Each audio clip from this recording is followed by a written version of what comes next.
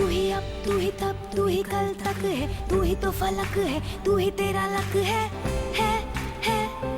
इस पल में जियो, वक्त को जानना तो, अब दिल में जो आग है उसे बढ़ जाने दो। तेरी शान की पहचान हो, कुछ ऐसा कर दिखाना कि राना लेगा ये जमाना, तेरा नाम लेगा ये जमाना। आज हम बात कुछ करने जा रहे हैं, कुछ पिछले हफ्ते भी कुछ चर्चा हुई सक्सेस के बारे में। इस हफ्ते हम बात ये करेंगे कि सक्सेस के लिए कितना परसिवियरेंस होना कितना ज़रूरी है, दृढ़ निश्चय होना कितना आवश्यक है, या केवल अपना विजन और गोल सेट कर लेने से ही सक्सेस मिल सकेगी।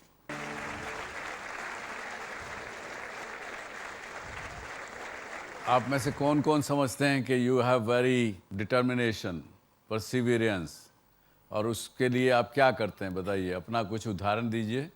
कोई ज़रूरी नहीं है कि केवल युवराज और मैरी कॉम की कहानी ही सुने, हमको अपनी कहानियाँ भी बनानी हैं। I believe one of the biggest purpose of anyone's life is to conquer fear. So we are born with a lot of fear, right? We are afraid of everything. That conquering fear is an objective, major objective of life. Positive fears. And of course, ensuring that you conquer them requires perseverance. Very good.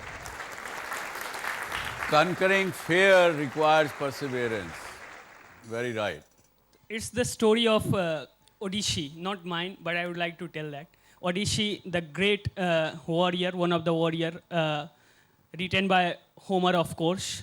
So when he went to fight in the war of Troy, where I think every warrior died or didn't came back home, but he was the one who believed that his journey, that he has to return to his homeland, Ithaca, and he perseverant that. There is a line which goes like this: to strive, to seek, to find, but not to yield.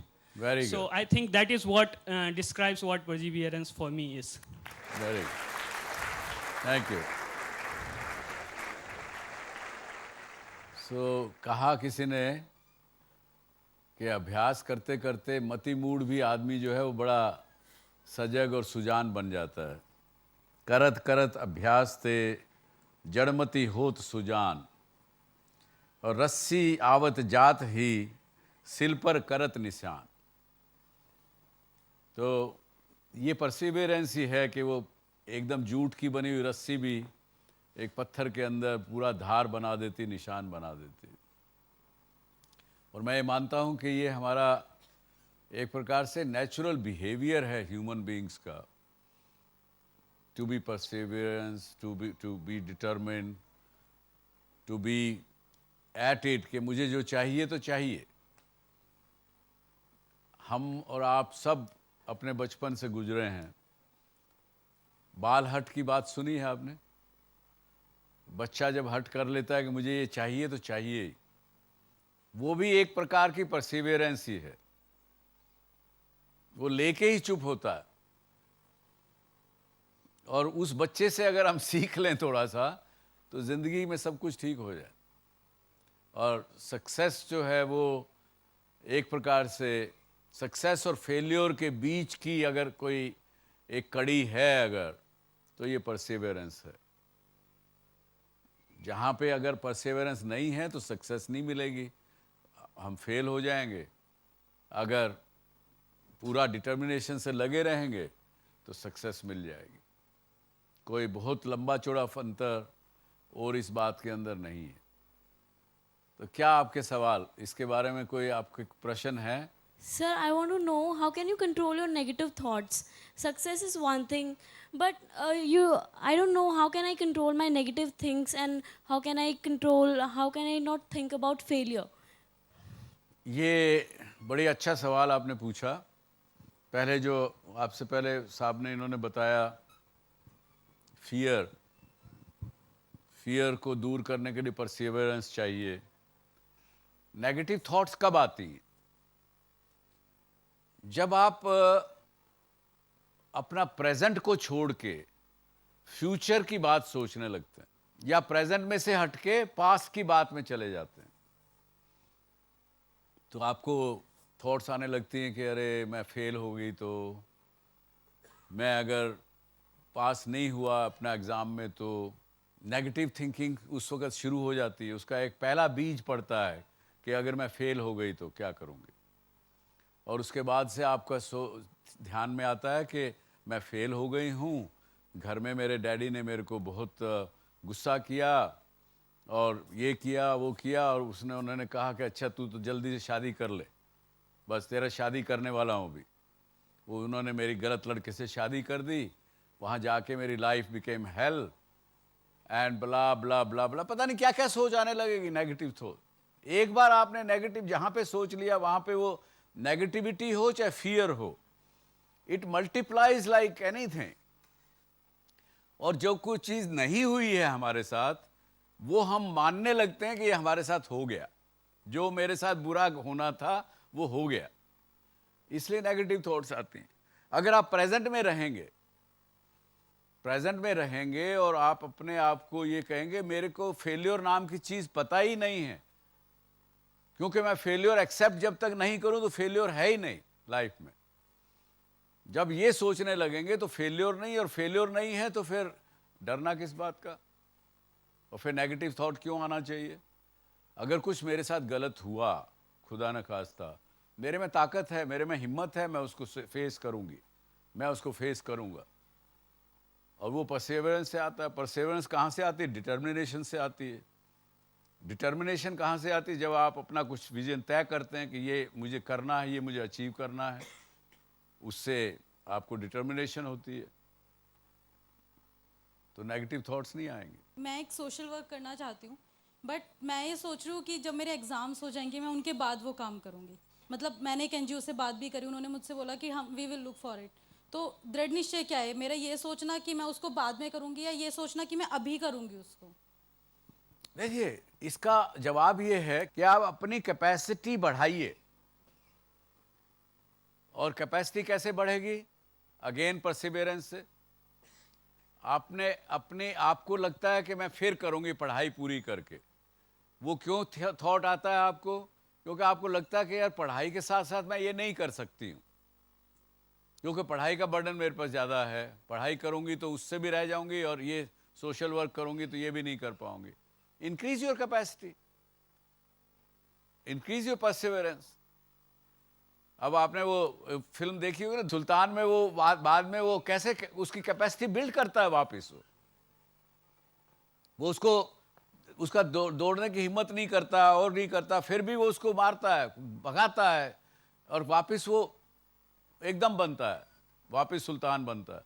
तो यही है, आप अगर आज हम अपने दिमाग का अगर इस्तेमाल सोचें, केवल 5% इस्तेमाल करते हैं अपने दिमाग का। जो सक्सेसफुल लोग हैं उनकी बात कर रहा हूँ। कई तो ऐसे लोग हैं जो दिमाग का इस्तेमाल नहीं करते, तो ठीक है वो मस्त हैं, हाँ, ना हिसाब कहो तो ना टोटा पवे, पंजाबी में कहावत है, हाँ, या not knowing anything is a bliss, तो वो उन लोगों के लिए है। लेकिन आपका दिमाग का इस्तेमाल आप केवल 5% ही करती हैं, तो कैपेसिटी इंक्रीज करिए अपनी, दोनों चीज साथ करिए। आपने कहा बाद में करूंगा, बाद कभी नहीं आएगा। Sir, the biggest obstacle that a person faces is that he is not able to come out of the comfort zone. So how to identify that I am stuck in my comfort zone, and what would you suggest to a student so that he can come out of that zone? Comfort zone हर एक आदमी का अपना अपना zone है। आपके लिए comfort zone कुछ एक अलग तरह की चीज़ है, दूसरे आदमी के लिए कुछ अलग चीज़ है, तीसरे के लिए कुछ अलग है। लेकिन एक कई बार जो आदमी अगर अपना कोई विजन नहीं रखता है, कुछ अगर अपना गोल नहीं रखता है, तो वो उस आदमी का कंफर्ट जोन यही है कि मैं कुछ नहीं कर रहा हूँ, उसमें मैं खुश हूँ, तो वो फिर आगे कुछ नहीं बढ़ोगे आप। अपने आप को पूछिए कि do I want to achieve something और यू वांट टू रिमेन इसी तरह से इसलिए है ये बात, हमने ये देखी है अपने देश में। अगर आप किसी भी बिजनेस फैमिली का इतिहास देखें तो एक फैमिली शुरू करती है बिजनेस, दूसरी फैमिली उसको, दूसरी जनरेशन उसको आगे बढ़ाती है, तीसरी जनरेशन मेंटेन करती है, चौथी जनरेशन कंफर्ट जोन में आ जाती है तो वो कहते ठीक है सब कुछ ठीक चल रहा है, वो व्यापार नीचे चला जाता है। चार पीढ़ी में वो बिजनेस खत्म हो जाता है। वो कंफर्ट जोन में आ गए तो इसलिए खत्म हो गया। सो ये समझिए कि nothing is permanent in this life. ये मूवमेंट जो इस समय है ये अभी का है, ये इसके बाद क्या हुआ। वो एक गाना भी है ना कि कल रात वक्त से लम्हा गिरा कहीं, कल रात वक्त से लम्हा गिरा कहीं, और जब सुबह देखा ना तो वो लम्हा था, कोई दास्तां मिली, वहाँ दास्तां मिली, लम्हा कहीं नहीं। ऐसा है ना गाना कोई। तो ये है, इस समय का जो पल है उसके अंदर आप जिएंगे और आपको पता लगेगा कि अगर आप प्रेजेंट में नहीं रहोगे, आप कोई वो चीज़ ये नहीं जानोगे कि परमानेंट कुछ भी नहीं है लाइफ में, तो आप कंफर्ट जोन में रहोगे। सर कभी कभी मुझे ऐसा लगता है कि while working in a team कुछ चीज़ें मेरी तरीके से नहीं हो रही हैं, सो जो आउटपुट जैसा मैं एक्सपेक्ट करता हूँ वैसा आउटपुट नहीं आ पाएगा। So how to handle that situation, how to make me feel comfortable in that situation, how to manage that situation, ये बहुत आप मुश्किल हो इस जाता है समय मेरे में लिए। क्या रोल निभा रहे हैं, टीम लीडर का या क्या, और Sir, टीम प्लेयर का? Being a team player, sometimes I face this difficulty, and being in a leader position, I feel the same. देखिए, जब टीम लीडर के रूप में आप काम करते हैं और आपको लग रहा है कि आपकी टीम ठीक से काम नहीं कर रही है, तो मैं ये कहूँगा 90% केसेस में ये आपकी अपनी गलती होती है कि आपने अपने एक्सपेक्टेशन टीम मेंबर से क्या है वो उनको नहीं बताई होती ठीक से। जब तक हर एक टीम मेंबर को नहीं पता हो कि what is expected out of him or her, they will not be able to perform what the leader want it to perform.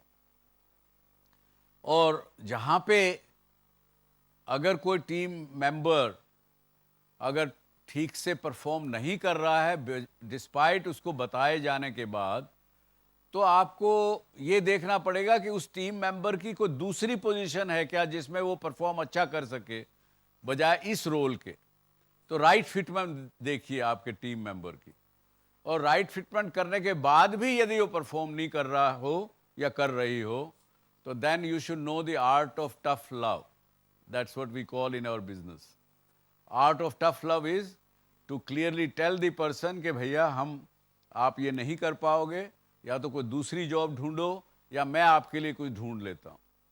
Don't shy away from telling him or her that he is not able to perform the job what you want him or her to do. तो it is not good for him or her nor for you as a team leader. और आज देखते हैं, आज हमारे एक change maker guest हमारे साथ हैं, मिस्टर एंड मिसेस खुराना। आप इनकी बात जब सुनेंगे तो आप देखेंगे जो ये बात परसिवियरेंस की है वो उनके ज़िंदगी में पूरा उतरती है। 70 साल के मिस्टर जेडी खुराना और मिसेस खुराना, इनको कमलेश जी खुराना, हम दोनों का स्वागत करते हैं।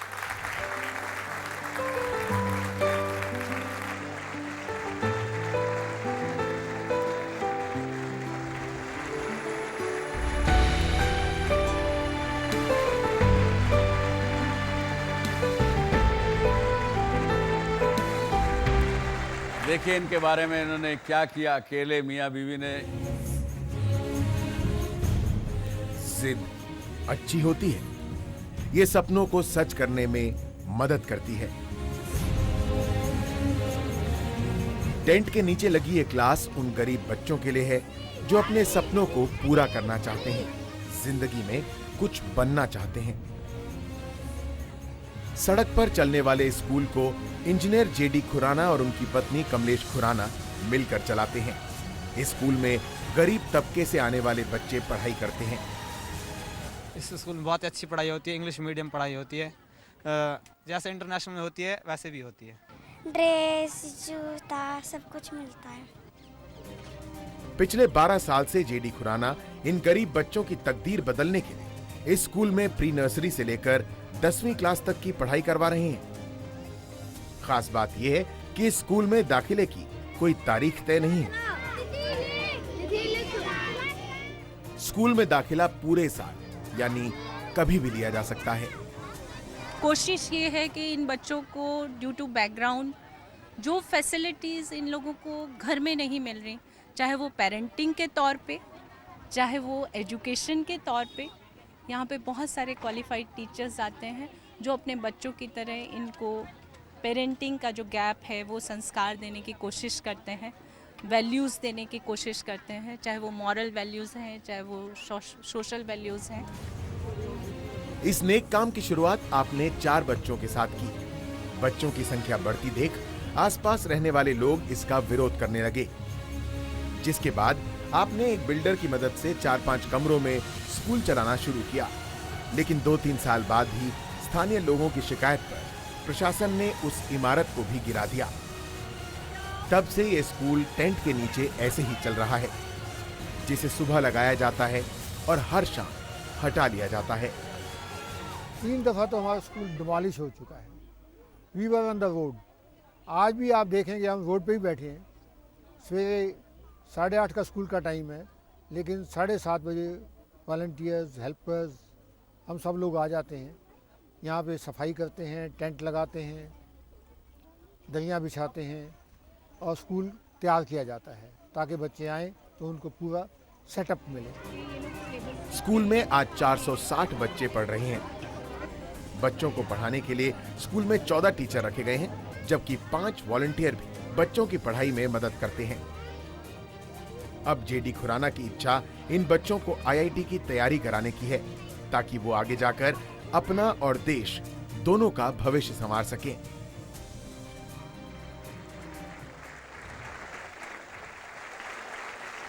ये बात आपके मन में कब आई? आप तो इंजीनियर थे, अच्छा काम वगैरह अपना करते थे। कब आपके मन में ये आया कि इन बच्चों को, मैं गरीब बच्चों को पढ़ाई कराऊं? मियाँ बीवी कभी घूमने जाते थे, देखते थे बच्चे गंदगी में खेल रहे हैं या कूड़ा उठा रहे हैं, तो सोचते थे कुछ इनके लिए करना चाहिए। ये जज्बा इसलिए भी है क्योंकि हम जब लोग पाकिस्तान से माइग्रेट होके आए थे, हम लोग भी टेंटों में रहते थे, मस्जिद में रहते थे, पानी पीने को नहीं मिलता था, दिए जलाकर अपनी पढ़ाई करते थे, तेल के दिए जला के ढूंढते रहते थे कोई लैंप पोस्ट मिल जाए जिसके नीचे बैठ के पढ़ लें। बट गॉड फॉरगिव, मैं एक इंजीनियर बना। मेरे ब्रदर हाई कोर्ट जज के इक्विवेलेंट रिटायर हुए हैं। दोनों भाई सब बहनें बहुत मेहनत करते थे, छुट्टियां मिलती थी तो कोई ना कोई काम ढूंढते थे। तो ये कसक थी कि इन बच्चों के लिए भी हम कुछ करें। आप कैसे उनके साथ आपने साथ दिया? आपकी क्या मन में कैसे आया? एक लेक्चरर हूँ और काफ़ी देर एज ए लेक्चरर वर्क करती रही। इसके बाद एज ए प्रिंसिपल बनी। मेरे पास बहुत से कुछ ऐसे स्टूडेंट थे, खासकर पलवल में थी मैं कॉलेज में, तो बहुत से गरीब स्टूडेंट और बहुत ही मतलब पढ़ाई में बहुत अच्छे, लेकिन कोई मेंटली थोड़ा बच्चा है ठीक नहीं, काम का आंखें ख़राब है। तो एक दिन बहुत तरस आया। 2 लड़कियां थी बहुत ही इंटेलिजेंट, लेकिन वो लड़की आंखों से अंधी थी, पढ़ नहीं सकती थी। उसकी दूसरी सहेली जो थी वो काफ़ी इंटेलिजेंट थी। उसने उसको रोज़ पढ़ पढ़ के सुनाना और उस लड़की ने पढ़ना। फिर मैंने उसको काफ़ी देर उसको बुलाती थी, आधा घंटा मैं भी उसको देती थी। वो लड़की जो है यूनिवर्सिटी में उसने काफ़ी अच्छी पोजीशन ली। बिल्कुल मतलब बिल्कुल नहीं पढ़ सकती, अंधे होते हुए भी अंधे उसने होते हुए यूनिवर्सिटी में अच्छी पोजीशन हाँ, ली। तो इसके बाद मेरी लाइन तो यहाँ से स्टार्ट हुई कि हमने गरीबों की जो भी है इस तरह के बच्चे हैं, we have to help them. After retirement मैं और ये दोनों ही जो है वो इसी लाइन में चले। ये लाइफ बन गई है इन दोनों की रिटायरमेंट के बाद।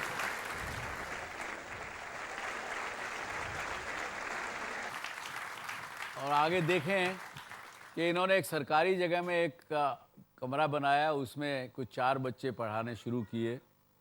वो आखिर में सरकार के लोगों ने तोड़ दिया उसको, कमरे को। तो इन्होंने एक ये जो खाली प्लॉट देखा उसमें ये आपने जो पहले उसमें देखा, ये रोज़ सुबह उसमें टेंट लगाते हैं, शाम को उतार लेते हैं, और 460 बच्चे आज के दिन उस स्कूल में पढ़ रहे हैं इनके साथ।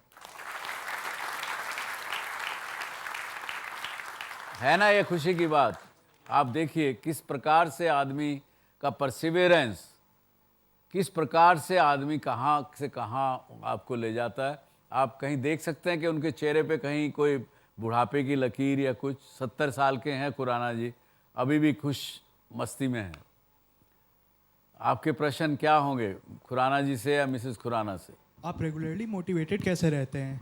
मतलब इतना आपकी उसको गिरा विरा देने पे सरकार के बाद भी आप रेगुलरली मोटिवेटेड रहे। अब आपको जैसे तकलीफ आती है कि कोई जगह परमानेंट नहीं है, कोई लोग सरकार के आके भी तंग करते होंगे, कुछ होता होगा, तो आप कैसे अपना, उनका सवाल ये कि अपने आप को मोटिवेटेड कैसे रखते हैं? हर सुबह उठ के फिर वही बात, वही झगड़ना करना, फिर भी बच्चों को पढ़ाना, ये क्या, कैसे आपको ये परसिवेरेंस कहाँ से आती है आपके पास? I must say I give credit to the children. आप ये देखिए 480 बच्चे हैं, धूप में बैठते हैं, लेकिन स्कूल में आते हैं। को परसिवेरेंस मिलती है उन बच्चों से, उन बच्चों को देख करके उनको हिम्मत और motivation every day, day after day, year after year आती है। चलिए, और They क्या? give us great pleasure. It's a great, gives a great pleasure. That keeps us going. जी।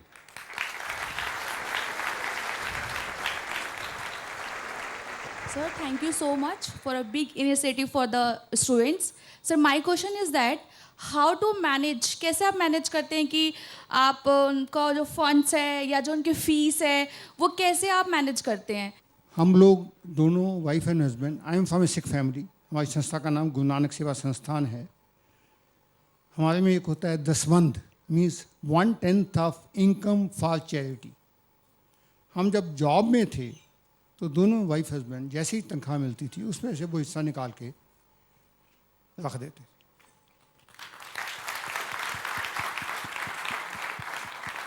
वो अब भी चल रहा है, पर कुछ खर्च हो जाता था उस वक़्त, कुछ बच जाता था। एक किडनी पेशेंट आ गया जो कि मकान बेचना चाहता था, फिर भी उसकी सर्जरी नहीं हो रही थी।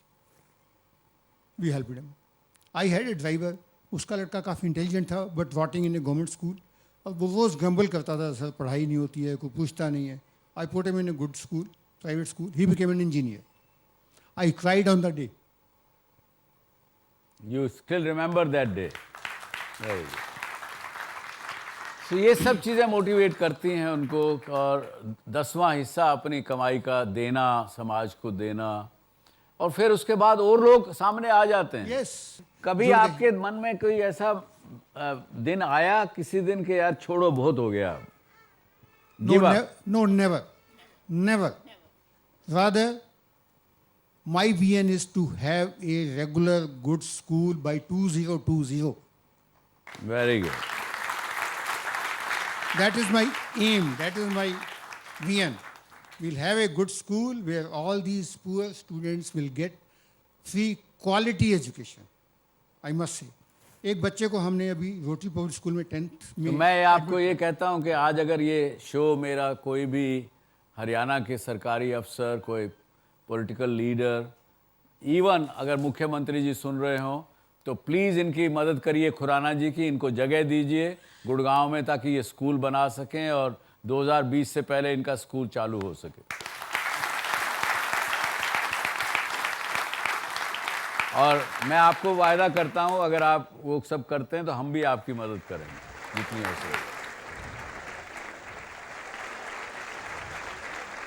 मिसेस खुराना, ये कैमरा में हमारे घर बैठी हुई बहुत सी औरतें, महिलाएं इस शो को देखती हैं, बहुत से आदमी भी देखते हैं, उनको क्या कहना चाहेंगी, क्या मैसेज देना चाहेंगे उनको? मैं यही चाहूँगी कि ऐसी औरतें जो घर में बैठी हुई हैं, they should do something for the society. वो जैसे भी है, उनको कढ़ाई आती है, उनको कोई और काम आता है, जैसा भी आता है, लेकिन थोड़ा सा, चाहे आपके आस पड़ोस में है, आपकी बहुत अच्छी सोसाइटी है, उसमें भी अगर आप रहते हो तो try to help these people. किसी ना किसी तरह से आपको हेल्प करना ही करना है। किसी की डेथ हो जाती है, चले उसके पास चले जाओ, उस लेडी को कंसोल करो। This is also a sort of help. ऐसा नहीं होता कि सिर्फ जो है आप जो टीच करते हैं या जो अपने प्रोफेशन में रहते हैं only that is the help कई तरह की होती है। आप किसी तरह से भी जैसे भी है you should help in the society. दुखियारे सब चारों तरफ मिलते हैं हमको देखने को, किसी के भी 2 आंसू पहुंच सकें तो कहीं ना कहीं कुछ ना कुछ आपको भी मन में खुशी होगी और प्रसन्नता होगी।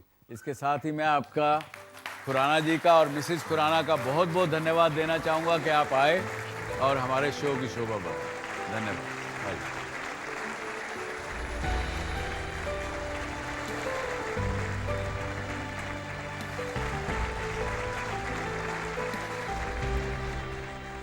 बहुत सी कहानियाँ परसिवरेंस की हमने सुनी है।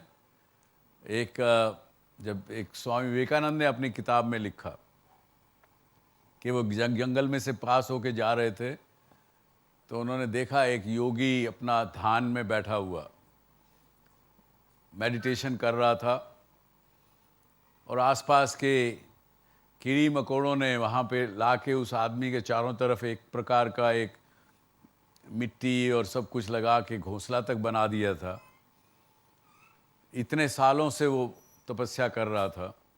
तो उसने स्वामी विवेकानंद जाते हुए उनसे पूछा कि भाई आप कहाँ जा रहे हो? उन्होंने ऐसे ही मुंह से निकला कि मैं भगवान से मिलने जा रहा हूँ। तो ठीक है, अगर मिलोगे तो उनसे पूछना कि मेरे को निर्वाण कब मिलेगा। ठीक है, पूछूंगा, बताऊंगा वापस आके। आगे गए तो आप जैसा एक युवा अपना खूब मस्ती में गाने वाने गा रहे थे, पेड़ों के ऊपर कूद रहा था, युवा खेल रहा था, कूद रहा था। उसने भी पूछा कि स्वामी जी कहाँ जा रहे हो? अगर भगवान के पास जा रहे हो तो पूछना उससे कि मुझे सच्चाई का ज्ञान कब होगा, ट्रुथ मुझे कब जानने को मिलेगी। तो बोला ठीक है, पूछेंगे। वापसी जब आ रहे थे तो उस युवा लड़के ने फिर पूछा उनसे कि जवाब मिला? तो उन्होंने कहा हाँ मिला। ये देखो, ये पेड़ जो है ना, इस पे जितने पत्ते हैं, इसमें हजारों लाखों पत्ते हैं, इतने जन्म तुम और लोगे तो तुम्हें निर्वाण मिलेगा, तब तुम्हें सच्चाई पता लगेगी। उसका बस इतने ही पत्ते मिलेंगे तो मिल जाएगी। अरे वाह, खुशी से फिर नाचने लगा। और जब आगे गए, उससे जो ऋषि और जो जिसको कहिए वो बैठा था, उसने पूछा, उन्होंने कहा कि तुम्हें 4 जन्म और लेने पड़ेंगे। तो वो रोने लगे, अरे 4 जन्म और मुझे लेना पड़ेगा? भगवान, मैं तो देखिए कब से बैठा हूँ यहाँ, देखिए इन एंट्स ने मेरे सामने चारों तरफ घोंसला बना दिया है, 4 जन्म कैसे करूँगा? उसको नहीं मिला। उस युवा को उसी वक्त निर्वाण मिल गया। ये परसिवरेंस की ताकत, ये सोच की ताकत। पॉजिटिविटी हो और परसिवरेंस हो तो सोने में सुहागा। एक कहते हैं कि एक बम्बू पेड़ होता है, बम्बू का पेड़, चाइना में। सुना है कभी कुछ चाइनीज बम्बू की कहानी? वो बम्बू का पेड़ ऐसा होता है कि वो 90-100 फुट तक ऊंचा उठता है। 5 साल लगते हैं उसको 90 फुट ऊंचा होते हुए। लेकिन जब से शुरू करेंगे आपने बीज बोया, उसका पानी दे रहे हैं, सब कुछ कर रहे हैं, खाद दे रहे हैं, साल भर हो गया, इवन अंकुर भी फूटता नहीं। 2 साल हो गए, नहीं निकलता है कुछ भी। 4 साल तक वो पौधा जमीन के ऊपर उठ के नहीं आता, 4 साल तक। और फिर अचानक एकाएक 6 हफ्ते के अंदर अंदर वो पेड़ 80-90 फुट ऊंचा उठ जाता है। अगर परसिवरेंस नहीं हो उस किसान की या उस आदमी की, तो वो साल भर पानी देगा, थक जाएगा, 2 साल देगा, थक जाएगा, कहीं ना कहीं छोड़ देंगे। हमारे साथ होता है ना जिंदगी में, बहुत हो गया यार, बड़ी मेहनत कर लेती हूँ, नहीं होता, क्या करें, बहुत पढ़ाई करता हूँ, समझ ही नहीं आता। 4 साल हो गए, 10 साल हो गए, छोड़ देते हैं, हिम्मत छोड़ बैठ जाते हैं, हिम्मत छोड़ देते हैं तो नहीं होता। आज एक ऐसी शख्सियत से मैं आपको मिलाता हूँ, अजय अरोड़ा जी से, जिन्होंने काम करते हुए भी परसिवरेंस से हिम्मत नहीं छोड़ी, मैराथन भी दौड़ते हैं, आज भी हिम्मत करके करते हैं, उनसे कुछ सीखने को करते हैं। अजय जी अरोड़ा।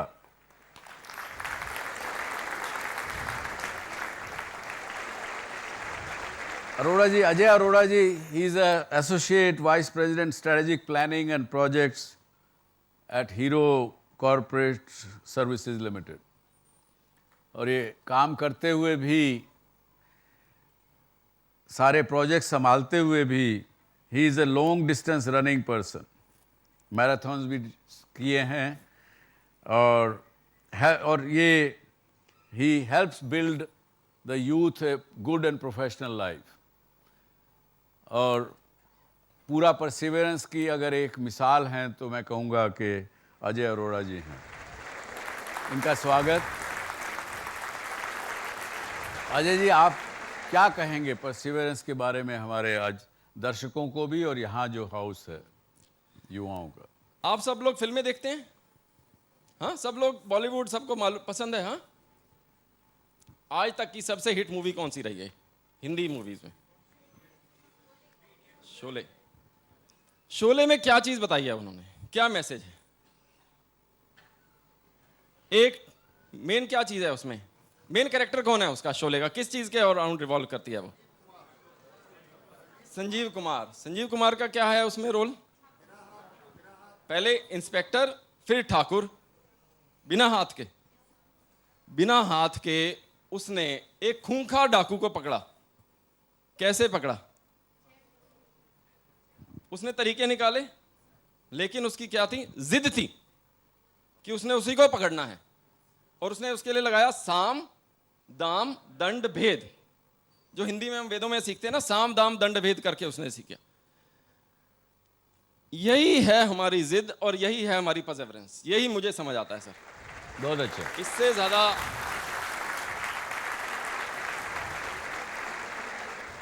आप अपने आप को कैसे पुश करते हैं जिंदगी में, जब आपको मैराथन के लिए भी दौड़ना पड़ता है, काम का भी प्रेशर है? देखिए, जब मैं स्टार्ट किया, I will give you some examples. हाँ, सर ने बात की प्रोडक्टिविटी इंप्रूवमेंट की, कैपेसिटी यूटिलाइजेशन, रेवेन्यू एनहांसमेंट।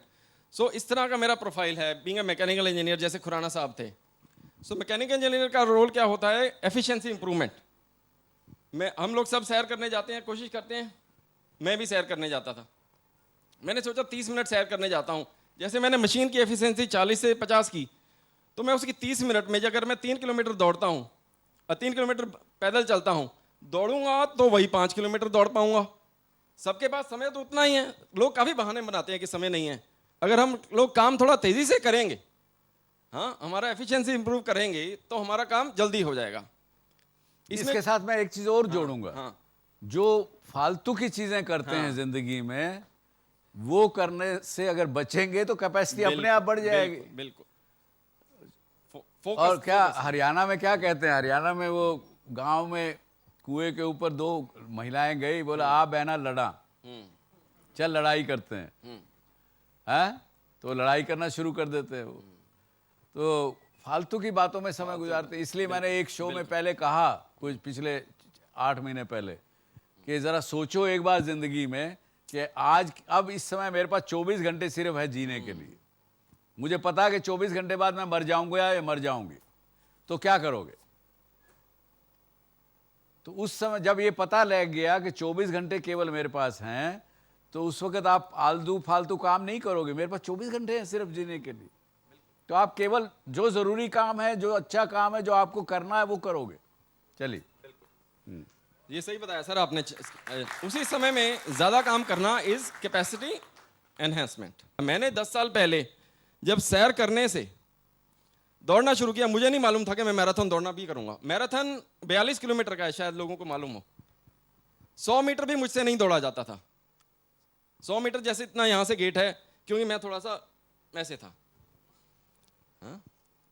नहीं दौड़ा जाता था। लोग कहते थे क्या करेगा। मैंने स्टार्ट किया, मैंने कहा 100 मीटर दौड़ूंगा। चलो 100 से 150 किया, कैपेसिटी बढ़ाते गए, 200, 300, 400, 500। आसपास के लोग देखते हैं ना पार्क में कि दौड़ रहा है, और वो लोग जो मोटा आदमी दौड़ रहा है, हाँ, तो और भी ज्यादा हंसते हैं। और भी ज्यादा हंसते हैं। हाँ। तो जब लोग हंसते हैं ना, तब अपने आप को एक बात बोलनी होती है, मुझे इन लोगों को गलत साबित करना है, और वो जिद है, वही जिद है कि जो लोग मुझे कह रहे हैं नहीं करना, वो मुझे करना है। अच्छा, एक और बताइए, अगर बीवी जिद कर ले और पति से कहे मुझे हीरो का हार चाहिए और पति के पास पैसे नहीं है, तो क्या करे बेचारा पति? अभी हाँ, जिद तो पूरी करनी, जिद तो पूरी करनी है। तो वो कैसे पूरा करेगी जिद अब महिला? इसमें दो चीजें हैं। हाँ, ये बहुत बहुत जरूरी चीज है जिद में। हाँ, जिद में आप आकर गलत रास्ता भी चुन सकते हैं। जो हमारा दिल है ना, अगर हमको इस चीज करने की अलाउ कर देता है, जो आप कह रहे हैं गलत काम, जो सही है वो बात सुनी जाए, वो बात सही है, और उसमें हमने अपने आप को रोकना है। तो उसके लिए कहा किसी ने, साईं इतना दीजो मति मूड समाए, मैं भी भूखा ना रहूं साध न भूखा जाए। तो ये अपनी जो लेजिटिमेट इच्छा है उसको साध कहा, साधु नहीं, लेजिटिमेट इच्छा है वो पूरी होनी चाहिए। अरोड़ा जी बहुत बहुत धन्यवाद, आप आए, आपने अपनी बातें शेयर की। तो ये था, आपने सुना, और यही इस डीएससी शो का जो गाना है वो भी है, तू ही तेरा लक है, तू ही तो खलक है। तो हमने आज इस शो के द्वारा जाना कि परसिवरेंस इज़ अ की टू द सक्सेस, और परसिवरेंस के बिना सक्सेस मिलना कोई आवश्यक नहीं। कभी कोई हज़ारों लाखों लोगों में किसी को लक हो, कुछ हो तो उससे मिल जाए। और दूसरा हमने ये जाना कि परसिवरेंस करने से पहले कुछ गोल ऐसे करिए जिनको आप अचीव कर सकें, और जब उसको अचीव कर लें तो अपने गोल को और आगे बढ़ाइए, और आगे बढ़ाइए, जो कि हमारी फितरत है, इंसानी फितरत है। हम जब भी हमको कुछ मिल जाता है तो हम कहते हैं और मिले, और मिले, वो फितरत है, और वो कोई बुरी फितरत नहीं है। इसके साथ ही आप लोगों ने आज हमारी बात सब ध्यान से सुनी, उसके लिए बहुत बहुत धन्यवाद। जय हिंद, जय भारत।